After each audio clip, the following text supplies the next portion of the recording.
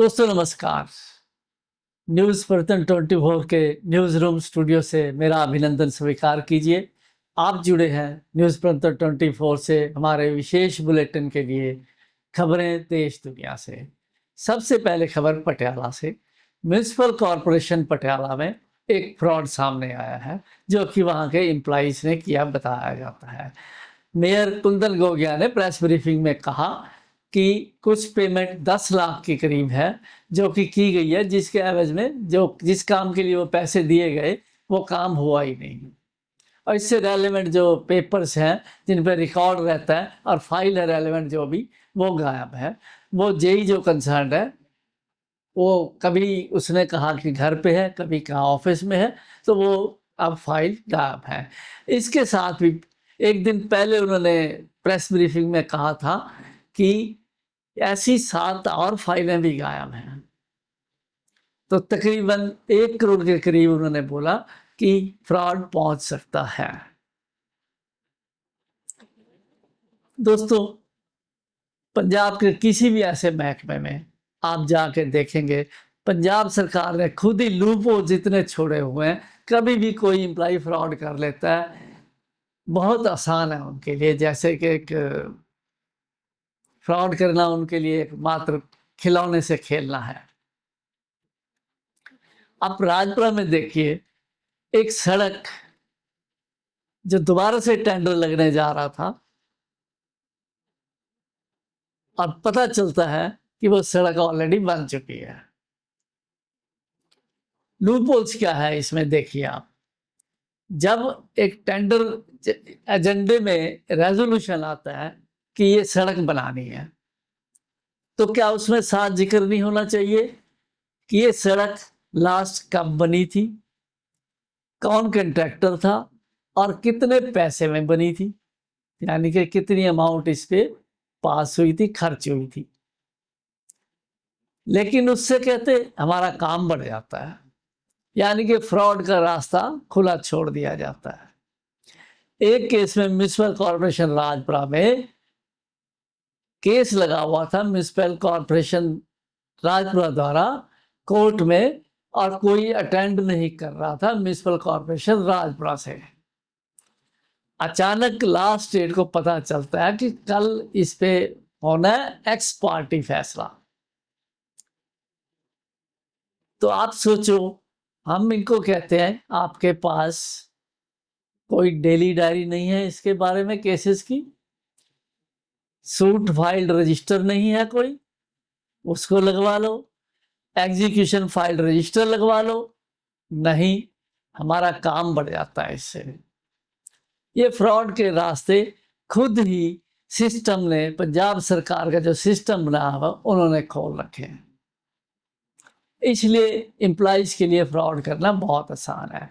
खैर, आज कुंदन गोगिया जो है मेयर, वो विजिलेंस डिपार्टमेंट पहुंचे और उन्होंने फाइल हैंड ओवर करी, एप्लीकेशन दी, उसके बाद छानबीन जो है शुरू हो गई। जीएसटी में राहत 3 सितंबर की मीटिंग में अप्रूव हो गया। अब सिर्फ 2 स्लैब रहेंगे, एक 5%, एक 18%। 12% और 28% का स्लैब जो है वो ख़त्म कर दिया गया है।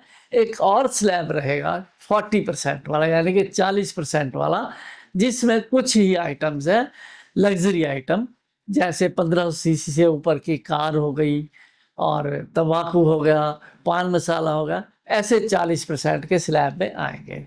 लेकिन आम रोजमर्रा की उसके लिए जो है वो 5 और 18% रहेगा।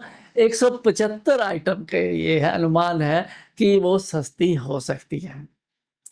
और ये भी चर्चा हुई और सहमति बनी कि हेल्थ इंश्योरेंस जो पब्लिक लेती है उस पे जो दरें हैं वो कम की जाए।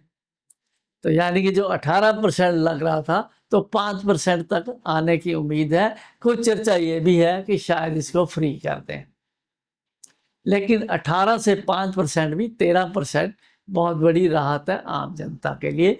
इसका जो जिक्र किया था प्राइम मिनिस्टर नरेंद्र मोदी ने लाल किले से किया था कि मैं एक नई जनरेशन के आने वाले पीरियड के लिए एक बहुत बड़ी जीएसटी में चेंजेस ला रहा हूँ। 22 सितंबर से ये लागू होगी, इमीडिएट 3 सितंबर से नहीं लागू होंगी, 22 सितंबर से ये नई दरें लागू हो जाएंगी। इसके बाद बढ़ते हैं एक बहुत बड़ी त्रासदी जिसको पंजाब झेल रहा है। आप कई दिनों से लगातार सुन रहे हैं फ्लड्स के बारे में, जो पंजाब के ऊपर एक भयंकर रूप से मंडराया हुआ खतरा, यानी कि पिछले 4 दशकों में ये सबसे भयंकर बाढ़ है। पंजाब के 23 जिलों में इसने मार की है, लेकिन 12 जो जिले हैं वो बहुत ज़्यादा अफेक्टेड रहे और 1000 से ऊपर गांव भयंकर रूप से भी अफेक्टेड रहे। कुल 37 लोगों की मौत हो गई है। 2.5 लाख के करीब करीब लोग जो है इससे प्रभावित हैं। यहाँ एक अच्छी बात है कि सामाजिक संस्थाएं जहाँ पे और कई एक्टर्स जो हैं और सिंगर्स और कई और जैसे खालसा एड नाम से संस्था है सामाजिक जो सिखों से जुड़ी है, तो ये सब आगे आए हैं और इन्होंने दिल खोल के अपने राहत का काम शुरू किया है। वहीं पे देखा जाए तो आम आदमी पार्टी के ज़्यादातर एमएलए, मंत्री, प्रशासन के लोग फोटो खिंचवा रहे हैं और वीडियो बना के अपनी रील्स बना के वो सोशल मीडिया पे डाल रहे हैं। जहाँ भी जाते हैं इनके गोदी मीडिया के साथ होते हैं। कहीं एक महीने की सैलरी दे के, क्योंकि चुनाव है, आप थोड़ी सी इनकी गेम प्लान समझिए, क्योंकि चुनाव है 2027 में। 23 में बाढ़ में किसी ने सैलरी दी एमएलए, मंत्री या किसी ने भी? एमएलए, मुख्यमंत्री कोई सैलरी दी इन्होंने? लोगों को मुर्गी के पैसे मिलेंगे, मरी के बकरी के पैसे मिलेंगे, एक पाई नहीं मिली। आज सब एमएलए एक महीने की सैलरी दे रहे हैं, एक ने तो पूरे साल की सैलरी भी डिक्लेयर कर दी।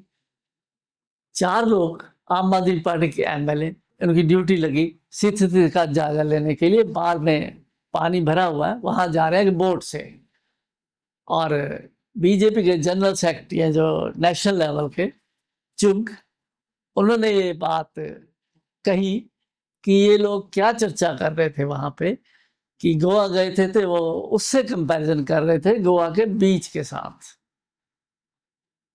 उस बाढ़ के पानी को, जिसके लिए वो जा रहे स्थिति का जायजा लेने के लिए। कितनी शर्म की बात है इन लोगों के लिए। ये उनसे पूछो दोस्तों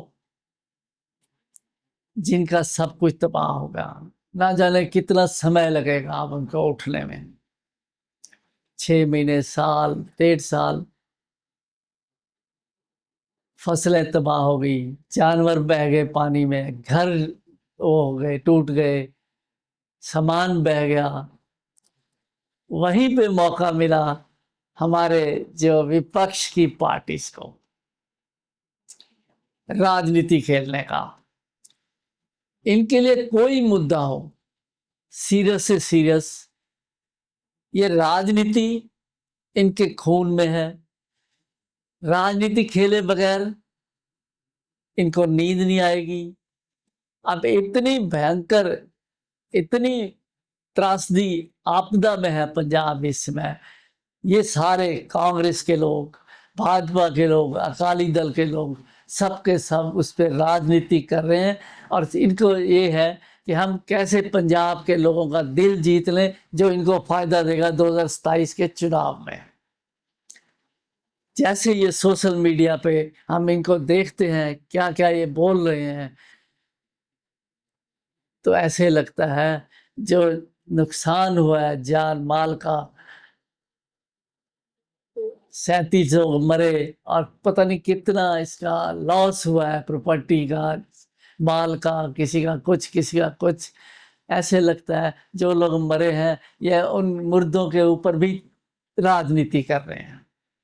ये ज़मीर से गिरे हुए नेता, इनको वोट के सिवा कुछ नहीं दिख रहा। चाहिए तो ये था सरकार को भी कि 2023 के उससे सबक लेते और पुख्ता इंतजाम करते। एक डिपार्टमेंट है, हर डिपार्टमेंट, पंजाबी में हर कहते हैं बाढ़ को, बाढ़ डिपार्टमेंट है। इस बार फरवरी मार्च में बारिश से पहले मीटिंग होती है, सावन के जो महीने में बारिशें शुरू होती हैं जब, उससे पहले मीटिंग होती है। कहा यह जाता है कि इस साल वो मीटिंग हुई नहीं। कारण क्या था कि दिल्ली में चुनाव थे, सब लोग उधर बिजी थे। अब क्या अल्फाज यूज करोगे इन लोगों के लिए। उधर राहुल गांधी एक लंबी गाड़ी में बैठ के किसी से वीडियो बनवा रहे हैं, कोई कैमरा होगा अंदर बनाने वाला होगा, और नसीहत दे रहे हैं प्राइम मिनिस्टर नरेंद्र मोदी को। सरकार का काम है जनता की रक्षा करना, और इसी जगह पे बाढ़ आई है, आप एक फंड क्रिएट कीजिए। वहां खैरा साहब लगे हुए हैं, सुखपाल खैरा कांग्रेस के। भाजपा के तो, क्योंकि भाजपा बहुत डेस्परेट है इस समय 2027 में पंजाब में सरकार बनाने के लिए, उनके तो सभी नेता पंजाब कैडर के लगे हुए हैं, चाहे वो तरन चुग हो, जनरल सेक्रेटरी नेशनल लेवल का है पंजाब का, सुनील जाखड़ हो, और कितने ही लगे हुए हैं। राहुल गांधी की बात जो है समझ में आती है, 11 साल से सत्ता से बाहर हैं, तो डेस्परेट होना तो स्वाभाविक है। राहुल गांधी के लिए स्वाभाविक है डेस्परेट होना, क्योंकि 11 साल बहुत बड़ा एक वक्फा होता है कि सत्ता से बाहर रहना बहुत मुश्किल होता है। कभी वो फॉरेन पॉलिसी पे वो बन जाते हैं, जैसे फॉरेन मिनिस्टर वो जयशंकर को हटा के इनको बना दो, कभी वो इकोनॉमिस्ट बन जाते हैं, ट्रंप की बात दोहरा देते हैं, जैसे ट्रंप ने कहा कि भारत की इकोनॉमी मरी हुई है, और राहुल गांधी ने कहा हाँ बिल्कुल, देखो मैं भी कहता हूँ, ट्रंप भी कह रहे हैं भारत की इकोनॉमी मरी हुई है, फिर ये इकोनॉमिस्ट भी बन जाते हैं।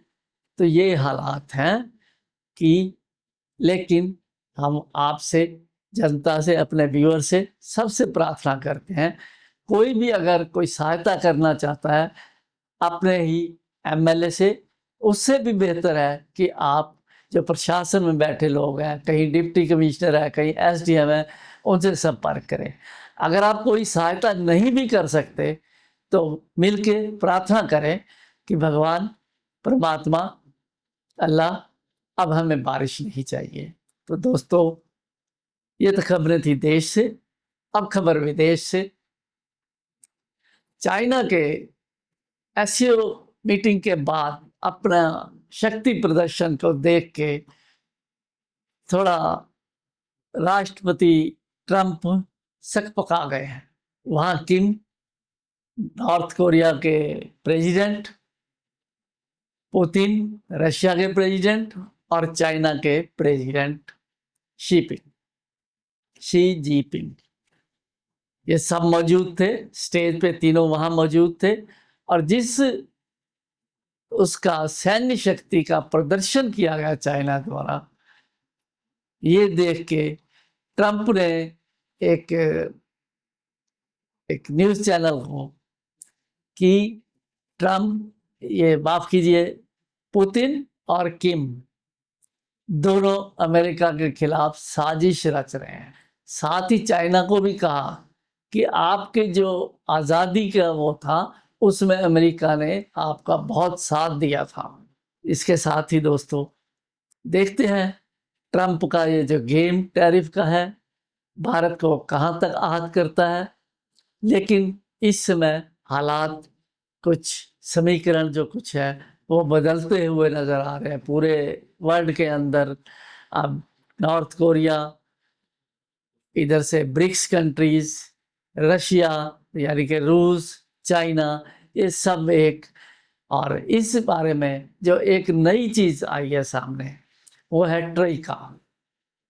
बात 1990 की है दोस्तों, कि तब के रशिया के प्रेसिडेंट भारत आए थे, तो उन्होंने एक सुझाव दिया, क्यों ना रूस, इंडिया, चाइना, यानी कि RIC, जिसको बोला गया ट्राई का, एक ग्रुप बनाए, मिलके काम करें, क्योंकि पॉपुलेशन में चाइना इंडिया 1-2 नंबर पे है, रशिया परमाणु शक्ति है एक बहुत बड़ी, भारत की ताकत है उसकी सर्विस इंडस्ट्री में कंट्रीब्यूशन वर्ल्ड के लिए, चाइना की टेक्नोलॉजी, चाइना की सैन्य शक्ति अपने आप में एक बहुत बड़ी चीज है।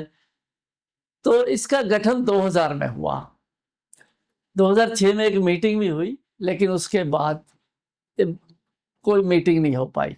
अब जब एससीओ में ये चल रहा था, ये ऑर्गेनाइजेशन की जो मीटिंग थी 31 को शुरू हुई थी, उसमें फिर से रूस के लोगों ने कहा, ऑफिशियल्स ने कहा कि इसको फिर से रिवाइव करो, इसको असली जामा दोबारा से पहनाओ।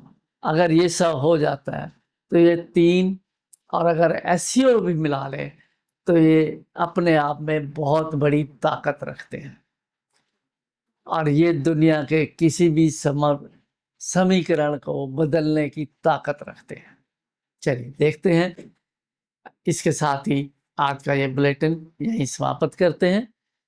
मिलेंगे अगले बुलेटिन में ऐसी इन कुछ खबरों के साथ। तब तक के लिए नमस्कार।